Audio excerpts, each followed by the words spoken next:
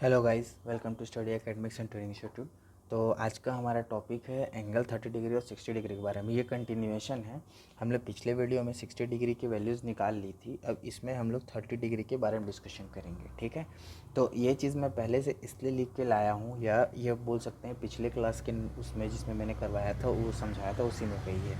क्योंकि इतना चीज़ों को फिर लिखने से अच्छा है कि मैं आप लोगों को जो जो वैल्यूज़ कहाँ से आई हैं उनको समझा देता हूँ, फिर डायरेक्टली हम लोग एंगल्स पे निकालें, क्योंकि हम लोग का मेन फोकस तो एंगल है। आपको क्या बोलते हैं, एंगल्स निकालने आने चाहिए, बाकी ये सारी चीज़ें तो ट्रायंगल प्रॉपर्टी से बन रही हैं, ठीक है। तो आज हम लोग करेंगे डिस्कशन अपना 30 डिग्री से रिलेटेड।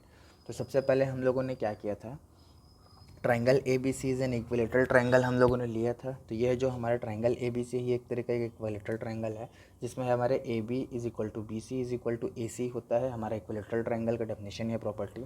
उसके बाद angle A is equal to angle B is equal to angle C होता है, जो हमारा 60 डिग्री होता है, क्योंकि sum of all the properties of sum of property of a triangle में जो है वो इज इक्वल टू 180 डिग्री आना चाहिए, ठीक है। इसलिए एंगल बी, एंगल सी और एंगल 60 डिग्री होता है। तो यही हमारा क्या होता है, इक्विलेटरल ट्रायंगल। उसके बाद हमने एक परपेंडिकुलर ड्रॉन किया, कहाँ से, ए डी परपेंडिकुलर गिराया हमने बी सी लाइन पे, ठीक है। उसके बाद जिसमें हम लोगों ने एंगल, क्योंकि ये इसको इक्वली कट किया, तो एंगल बी ए डी हमने 30 डिग्री ले लिया। उसके बाद हमारे पास एंगल डी ए डी भी 90 डिग्री था, angle A D C 90 degree था, वो हमने यहाँ लिख लिया, ठीक है। यहाँ हमने लिख लिया, तो क्यों लिखा, क्योंकि वो 90 डिग्री है और 90 डिग्री बना रहा है, इसलिए ये एक एंगल हो गया जो एक दूसरे से इक्वल है। A D is equal to, यानी A D is equal to A D है ना, sorry, A D is equal to A D हमने कॉमन किया, यानी कि A D is equal to A D हमारा कॉमन, क्योंकि एक ही लाइन पे दोनों ट्रायंगल्स बन रहे हैं। नेक्स्ट हमने लिया angle A B C is equal to angle C D, जो 60 डिग्री है, ठीक है, जो इक्विलेटरल ट्रायंगल की प्रॉपर्टी से हमने निकाला है। तो यहाँ तक आपका हो गया होगा।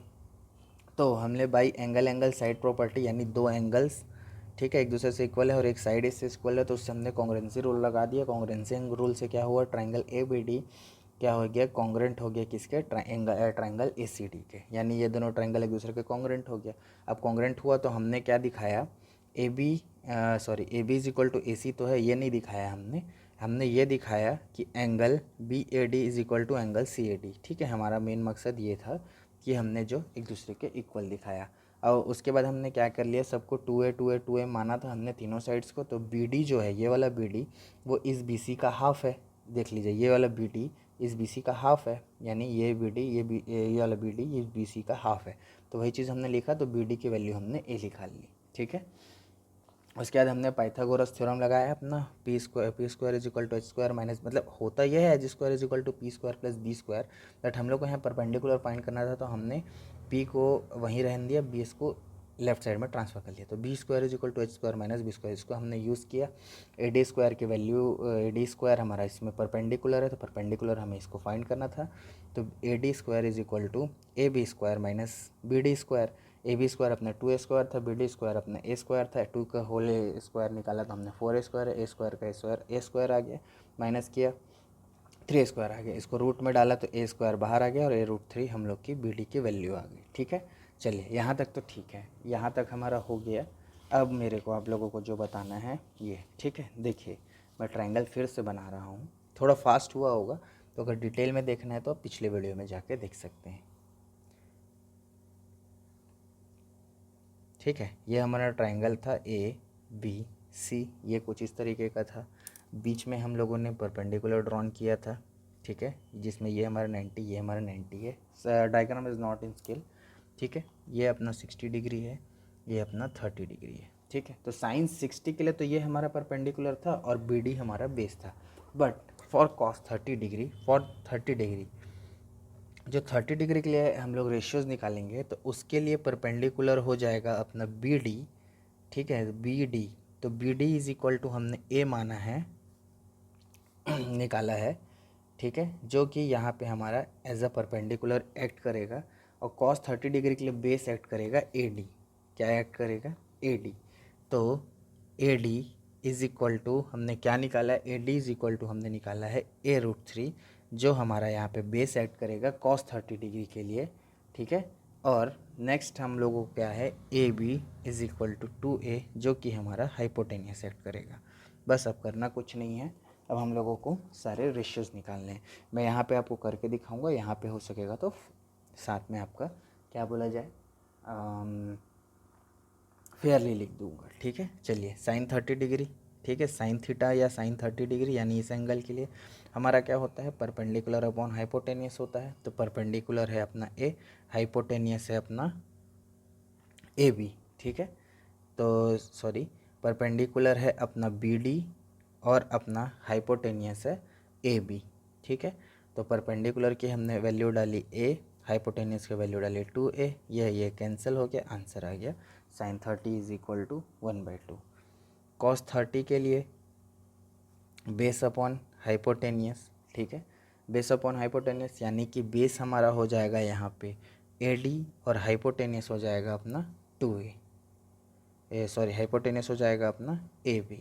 तो AD है अपना a√3 और हाइपोटेनियस है अपना 2a, a से a कैंसिल, बचा अपना √3/2। यानी कि पहला लिखूँ मैं यहाँ से साइन 30 डिग्री की वैल्यू आ गई 1/2, सेकेंडली मैं लिखूँ कॉस 30 डिग्री की वैल्यू आ गई √3/2।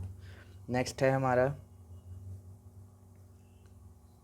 टेन 30 डिग्री, ठीक है। टेन 30 डिग्री होता है अपना परपेंडिकुलर अपॉन बेस, ठीक है, परपेंडिकुलर अपॉन बेस। तो यहाँ पे अपना परपेंडिकुलर है BD, बेस है अपना AD, BD की वैल्यू है A, बेस की वैल्यू है a√3, a से कैंसिल 1/√3 अपना आंसर आ गया, ठीक है। तो थर्ड अपना टेन 30 डिग्री आ गया 1/√3। चेक कर लेते हैं, base up perpendicular upon base, perpendicular है BD, बेस है अपना AD, हाँ ठीक है। उसके बाद नेक्स्ट आते हैं कोसेक 30। अब इधर से ज़्यादा करने की ज़रूरत नहीं है, 1/sin 30 डिग्री, तो 1/1/2, तो कोसेक 30 हो जाएगा 2, ठीक है। तो यहाँ लिख देता हूँ cosec 30 degree is equal to 2, हो गया यहाँ तक। उसके बाद है अपना सेक 30 डिग्री, तो सेक 30 डिग्री होता है 1/cos 30 डिग्री, ठीक है। तो ये क्या हो जाएगा 1/√3/2, 2 ऊपर चले जाएगा तो 2/√3। तो पांचवा sec 30 degree is equal to √2 by √3। और अपना लास्ट है, यहाँ लिख देता हूँ मैं cot 30 degree is equal to अपना हो जाएगा 1/tan 30 degree is equal to 1/1/√3 ऊपर जाएगा तो हो जाएगा √3। तो cot 30 degree is equal to अपना आंसर आएगा √3, ठीक है। ये हो गए हमारे 30 डिग्री इक्वल 30 डिग्री के वैल्यूज़, ठीक है। तो आज के लिए सफिशिएंट है, तो मिलते हैं हम लोग नेक्स्ट वीडियो में नेक्स्ट टॉपिक के साथ। तब तक के लिए थैंक यू, और मेरे चैनल को लाइक कर दीजिए, शेयर कर दीजिए, सब्सक्राइब कर दीजिए।